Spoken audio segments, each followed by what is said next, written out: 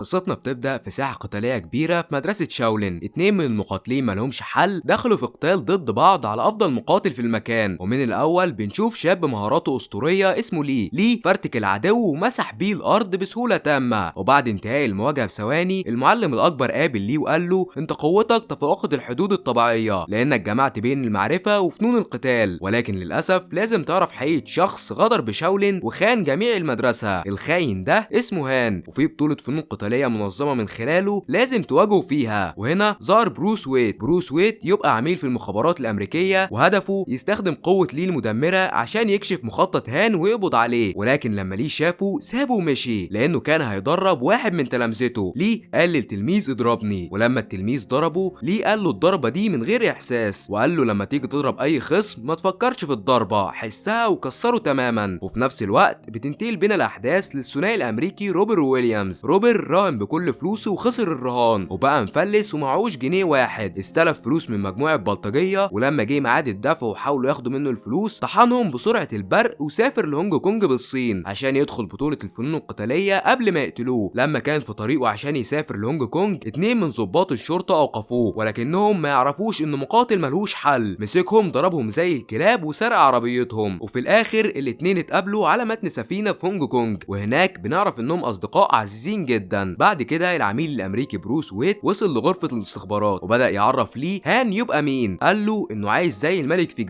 جزيرة معزولة عن العالم، ولحد دلوقتي ما نعرفش اي مصدر لدخولها غير بطولة الفنون القتالية اللي بينظمها كل 3 سنين، ولحسن الحظ موعدها كمان يومين. اول ما ليه سمع كده شك اللحظات في بروس ويت وقال له طب ليه ما تخلصوش عليهم كلهم بالاسلحة طالما انتوا عارفين انه فاسد وبكده المهمة هتنتهي. فبروس ويت قال له ما ينفعش، احنا محتاجين لشخص قوي زيك عشان يتجسس عليهم ويسيطر على الجميع لحد ما لحظة الصفر تيجي. فليه وافق دخول بطولة الفنون القتالية، واول ما اتحرك وقبل ما يسافر اكتشف من عمه سر خطير جدا. وعمه قال له قبل 3 سنين من دلوقتي لما كنت مع اختك لين على جزيرة الشرير هان، مجموعة من رجالته المتمردين كانوا بيفتروا على الناس الغلابة بدون رحمة، ولسوء الحظ شافوا اختك في طريقهم. حاولت بكل قوتي ادافع عنها واصبت رئيسهم أهارة، ولكن الكترة تغلب الشجاعة، ورغم الضغط وقفت قدامهم زي الاسد المفترس. وفجأة اختك لين طلعت تجري من المكان زي الصاروخ عشان تهرب، ولكن رجالة هان كانوا زي الكلاب اللي بتجري ورا القطط، كل ما تقرب من الفريسة تقف وتتراجع بعدين تهجم من جديد. ما كانش فيه مخرج نهائيا يا ليه، ولكن في ثواني لين اخيرا دخلت في بيت مجهور ولحسن الحظ نجت، ولكن لثواني معدودة رجالة هان الشرير بقيادة المقاتل أهارة حصروها من جميع الاتجاهات. وللاسف الشديد اختك يا ليه قررت تحفظ شرفك وخلصت على نفسها بدم بارد. اول ما سمع كده من عمه حبس بركان انتقام داخل قلبه وقرر يفرتك هان ورجالته تماما. وقبل ما يسافر كان لازم يزور قبر اخته عشان يطلب منها السماح ويوعدها انه هيرجع حقها حتى لو على موته. وبالفعل بعد رحله طويله ليه ركب على متن السفينه اللي هتوصله للجزيره اللي هيتم عليها بطوله هان. وهناك روبر وويليامز لما شافوه كانوا عايزين يعرفوا عنه اي معلومات، ولكنهم ما عرفوش اي حاجه، وده لان ليه مش سهل. ولما السفينه اتحركت في اتجاه الجزيره في نفس الوقت كانت في مواجهه حماسيه بين حشرتين، فروبر قرر يراهن مع ليه على $100. ومن الاول المعركه كانت غريبه، ولكن في الاخر روبر خسر زي العبيط ومشي بسرعه. اول ما ليه خسره شاف بلطجي على السفينه اسمه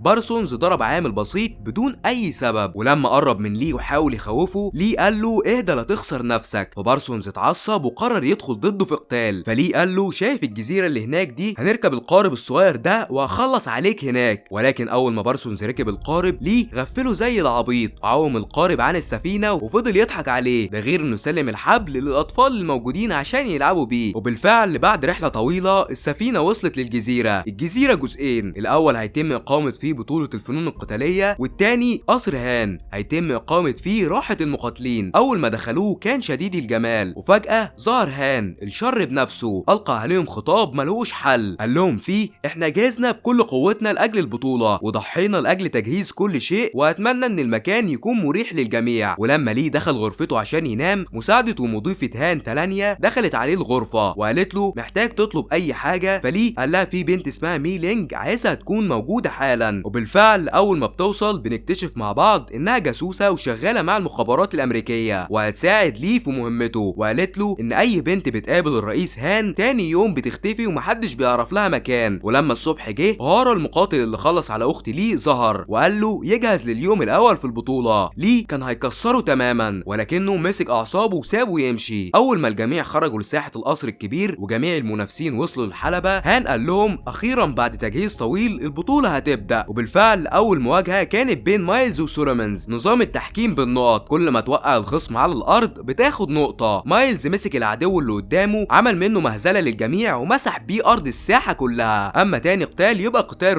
روبر كان عنده خطه خبيثه وقال لصاحبه مايلز يراهن على فوزه، ولكن في القتال روبر فضل يطحن وكل ما يقف على رجليه يطحن اكتر لحد ما جت اخر جوله وهرس فيها الخصم زي البطاطس وكسب الرهان. وبكده اليوم الاول من البطوله انتهى. اليوم التاني ليه هيواجه اوهارا اللي خلص على اخته بدم بارد. يا ترى هيقدر ينتقم منه ولا لا؟ اما بالليل فهو قرر يخاطر بحياته من اجل اكتشاف بعض المعلومات المميته بعد ما مي لينج عرفته ان البنات بتختفي بطرق سريه جدا. وبالفعل ليه بدأ في مهمه التجسس الخاصه بيه، جهز كل الادوات اللازمه لاتمام العمليه. اي حد حاول يقف في طريقه اتدمر زي الكلب لحد ما قدر يدخل في فتحه تحت الارض هتوصله للمكان السري. المكان السري محدش يعرف عنه حاجه، ولكن اول ما نزل فيها 2 من الحراس كانوا في الطريق. ده غير ان الخطه اتكشفت، ولسوء الحظ الحارس قرر يقطع الحبل بس ما يعرفش الحبل بتاع مين. الحبل بتاع لي. مسك جيش الحراس دول كسرهم كلهم بسرعه البرق وهرب. تاني يوم رئيس الجزيره هان عرف الخبر ولكنه ما كانش يعرف ان لي يبقى الجاسوس، فقرر يستدعي بولو اخطر مقاتل على الجزيره عشان يحارب الحراس اللي فشلوا في التصدي للجاسوس. اول ما الحراس وقفوا في طريق بولو اترعبوا لانه ضخم جدا، واحد منهم عملها على روحه، اما الباقي فبولو كسرهم بسنانه زي المكسرات وانا على حياتهم كلهم زي الحشرات. بعد كده البطوله جهزت بين لي اخطر مقاتل صيني في العالم واوهارا المقاتل الامريكي الفتاك. الاتنين وقفوا قصاد بعض، ومن الاول لي هدفه كان الانتقام لموت اخته لين وقدر انه يكسب في الجوله الاولى. اما باقي الجولات اوهارا خسر قوته وتركيزه تماما وعرف انه مستحيل حد يخلص على الوحش ده، وفي ثواني لي كسب المواجهه. وهنا اوهارا قرر يغدر بيه من الظهر ولكنه فشل واتمسح بيه الارض. اما لي خرج بركان الانتقام اللي كان محبوس جواه من سنين وداس على العدو ده برجليه وفرمه زي الكلب. وبكده يكون فاضل له رئيس الجزيره هان، ولكن لسوء الحظ هان اكتشف مين الجاسوس الحقيقي اللي حاول يتسلل للمكان السري، ومن غبائه استدعى ويليامز. وبالفعل لما ويليامز الغلبان دخل عليه المكتب وقابله، هان اتهمه بانه حاول يتجسس ويسرق معلومات مهمه، ولكن ويليامز انكر كل ده لانه في الحقيقه بريء والجاسوس الحقيقي يبقى ليه. بس في اللحظه دي هان امر رجالته تقبض عليه، فويليامز قرر يدافع عن نفسه ومسك الحراس الضعفاء دول كسرهم زي الازاز ودمرهم في ثواني. وهنا الشر بنفسه قرر يظهر قوته. هان طلع محترف كونج فو من شاولين وعنده جميع اساليب القتال المميته، استخدمها ضد ويليامز المسكين ومسكه زي الفار عشان يعذبه. بعد كده هان قابل روبر عشان يجنده معاه في الشغل الشمال، وبالفعل الاتنين نزلوا في المكان السري تحت الارض، عالم مختلف تماما هان بيصنع فيه كل الفساد والممنوعات. اول ما روبر اكتشف الحقيقه قرر يلعبها بذكاء لانه لو رفض يشتغل هان هيقتله، ولكن في لحظه زي البرق روبر شاف صديقه ويليامز متعلق زي الذبيحه، وهنا حاول يمسك اعصابه لانه لو فكر يحارب الاعداء هيموت بسرعه صاروخيه لان الكتره تغلب الشجاعه، فوافق انه يشتغل مع هان. وفي نفس الوقت الوحش الصيني ليه غير ملابسه بملابس الجاسوس السري وبدا يتسلل في السكه زي السمكه لحد ما وصل للفتحه، وهناك قابل الافعى واول ما شافها قرر يستخدمها زي اللعبه، وبايديه الاتنين قدر يدخلها جوه الشنطه. اول ما جهز كامل الادوات نزل للمكان السري، وبالصدفه شاف مصحه غريبه وبدا يكتشف حقيقه هان بالكامل لحد ما وصل لكابينه الحراس عشان يدخلها باستخدام الافعى ويضرب الانذار، ولكن لازم يستخدم الافعى بانتظام لان في خطر من السم. الخطه نجحت، اول ما الحراس شافوا الثعبان اترعبوا في ثواني وطلعوا يجروا من المكان، فليه دخل الكابينه وضرب جرس الانذار عشان جميع الحراس تتجمع وتبدا الملحمه القتاليه بين ليه اقوى مقاتل صيني بالعالم وحراس هان الشرير. وبالفعل المواجهه بدات لما ليه كان في طريقه للاسانسير قابل مجموعه صغيره من الاعداء ما خدوش في ايده غلوه، داس عليهم كلهم زي السنافر. واول ما انتهى من الحراس الضعفاء دول لسوء الحظ الاسانسير اتعطل، ولما اشتغل جيش كامل اكتر من 100 مقاتل طلعوا يجروا وراه زي الكلاب الشرسه، هدفهم يخلصوا عليه. طبعا ليه صاحب مقوله القدره تغلب الشجاعه، ولكنه بعد القتال الفتاك ده هيغيرها. قرر يفرق الاعداء الاول عشان يستفرد بيهم واحد لواحد، ده غير انه مسك سلاحه السري النينشاكو الصيني صاحب الضربه اللولبيه المميته. ليه كسر جميع اعدائه ولكن للاسف وقع في فخ مستحيل يخرج منه، ومن كل اتجاه الابواب قفلت اتقفلت عليه. وفي اللحظة دي ظهر هان وقرر انه هينهي على حياته بكرة. وفي نفس الوقت الخبر وصل لبروس ويد العميل الامريكي، وقرر انه يتدخل مع الجيش باسرع فرصة. تاني يوم في ساحة الجزيرة الجميع حضر، الرئيس هان ومقاتله الفتاك بولو وروبر الخاين ولي. في الاول هان امر روبر يقاتل لي لحد اخر نفس، ولكن في ثانية روبر رفض وقرر انه يقاتل ضده من اجل صديقه ويليامز. فهان امر بولو الوحش القاتل يحاربه في مواجهة لحد الموت. وبالفعل اول ما الاتنين نزلوا طحن في بعض بنعرف ان بولو جسمه بس وشايف نفسه قوي عشان عضلاته كبيرة، ولكن العضلات مش كل حاجة يا زميلي. روبر محترف فنون قتالية اصيل، اتعلم الاساليب المميتة من اماكن سرية زي شاولين الامريكي، مسك الخصم فرتكه تماما. وفي نفس الوقت مي لينج سرقت مفاتيح زنزانات المساجين اللي في الجزيرة وحررتهم كلهم عشان الانقلاب ينجح ويحاربوا ضد هان. وفي اللحظة دي هان عرف ان النهاية قربت، بدأ يخاف زي الطفل لما يتخطف، فأمر اكتر من 1000 مقاتل على الجزيرة يحاربوا لحد اخر نفس ضد لي وروبر. المواجهة كانت مستحيلة الفوز، ولكن من البداية لي خرج 10% بس من مهاراته اللي اتعلمها في شاولين لما كان صغير. عمل رعب للاعداء لدرجة انهم افتكروه لا يقهر في المواجهات، ده غير ان جميع المساجين نزلت للمعركة وحاربت ضد هان الظالم. اما روبر جات له الفرصة الوحيدة عشان ينتقم لصاحبه العزيز ويليامز، وعمل اعصار هجومي سفاح فرتك بيه كميات غير محدودة من الكلاب، لحد ما هان عرف ان مهما عمل هيتهزم لانه فاسد، فقرر يهرب بجلده. ولكن هيروح فين؟ لي شافه بيجري زي الفار فقرر يصطاده من غير مصيدة. الاتنين وصلوا داخل القصر، وفي الثانية دي لي قال لهان انت خاين، انت غدرت بمدرسة شاولين وكل الرهبان اللي ربوك وليهم فضل عليك، ده غير انك اتسببت في موت اختي الوحيدة، ودلوقتي مفيش مفر غير حاجة واحدة بس، هي انك تموت. وبالفعل الملحمة النهائية ابتدت، ومن قبل ما تولع بينهم هان خرج الغشاش اللي جواه، ركب مخالب وولفرين الحديدية في دراعه واصاب ليه في خده اليمين. المخلب الحديدي ده عمل توازن للحظات في القتال، ولكن رغم القوة المميتة اللي هان اكتسبها الا ان مفيش حاجة هتوقف ليه عن الانتقام. طحن الخاين ده وفي ثانية زي البرق استخدم عاصفة من السرعة القصوى حركاتها اتعدت سرعة الصاروخ، فرتك بيها الغدار هان وخلاه يزحف على رجليه طالب السماح. وفي اخر ثانية رجعنا لنقطة الصفر، هان دخل لغرفة مغلفة من كل اتجاه بالزجاج، ولما ليه دخل وراه للأسف مخالب وولفرين وصلته بأكتر من طريقة. إصابتها كانت مميتة جدا لدرجة ممكن تخلص عليه تماما، لحد ما ليه بدأ يفتكر كلام معلمه الذكي. ملخص كلام المعلم انه يكسر الزجاج لأجل مواجهة العدو وجه لوجه. وفعلا بعد طول الانتظار ده ليه بدع، ضرب هان رجل على الطاير خلصت على حياته في لمح البصر. ولما خرج لساحة القصر أشار لروبر بالأوكي. وده ملخص الفيلم، اعمل لايك عشان يوصلك جميع فيديوهات بروس لي أفضل مقاتل في العالم، وشكرا.